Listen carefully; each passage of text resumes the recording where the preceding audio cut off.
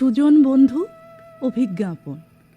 তোমার এই পক্ষের বিষয় শিশির ভেজা। কার্তিকের শিশির ভেজা ভোরে সারা পাড়াটার ঘুম ভাঙালো রাজু দাদাদের হরিনামের খোল করতালগুলো। মেজাজ ফেরালো গ্রামের শেষের চায়ের দোকানগুলো। তারপর চলেছে যে যার কাজে। আমি বেরিয়ে পড়লাম প্রাত্যহিক ভ্রমণে। আমার গ্রামের পাশ দিয়ে বয়ে যায় মুণ্ডেশ্বরী নদীর তীরে তীরে গড়ে ওঠা জনজীবনের দৃশ্য দেখতে দেখতে।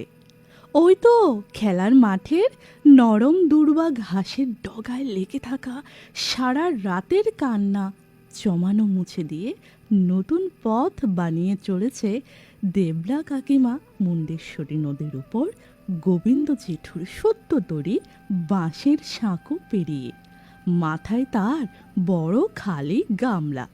ওই গামলাতেই তো প্রতিদিন ভোরে রাজহাটের বাজার থেকে মাছ নিয়ে এসে বিক্রি করে সে গ্রামে গ্রামে।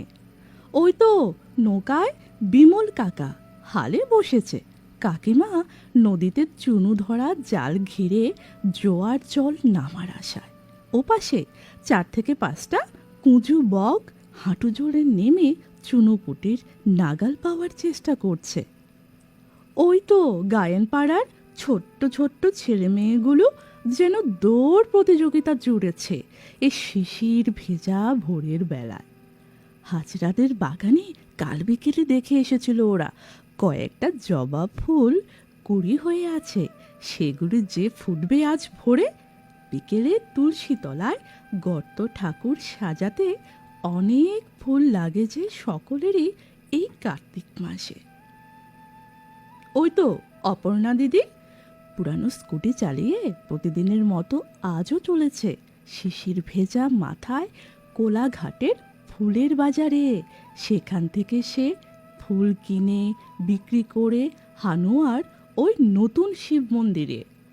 অপর্ণার খুব সাহস।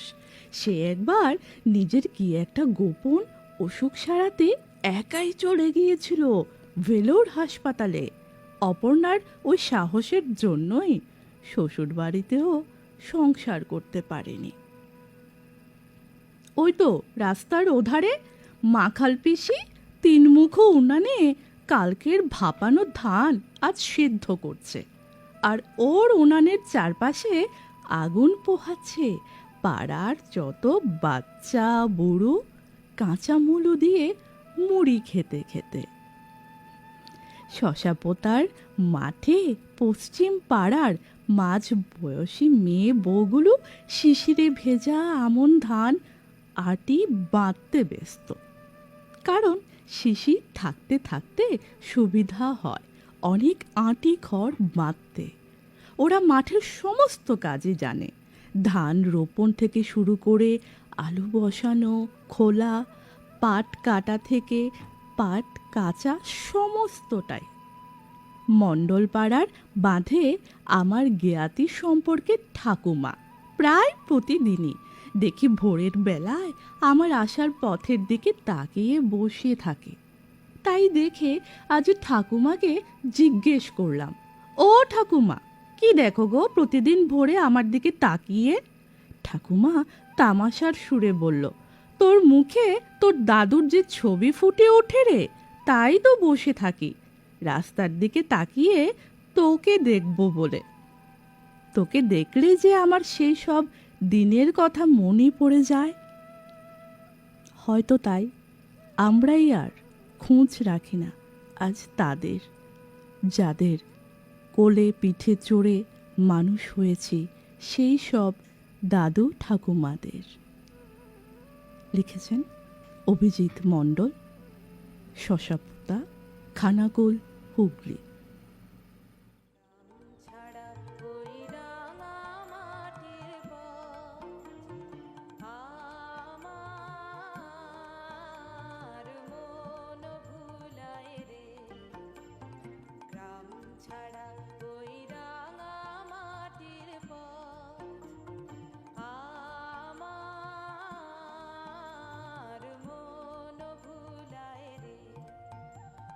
কার পানে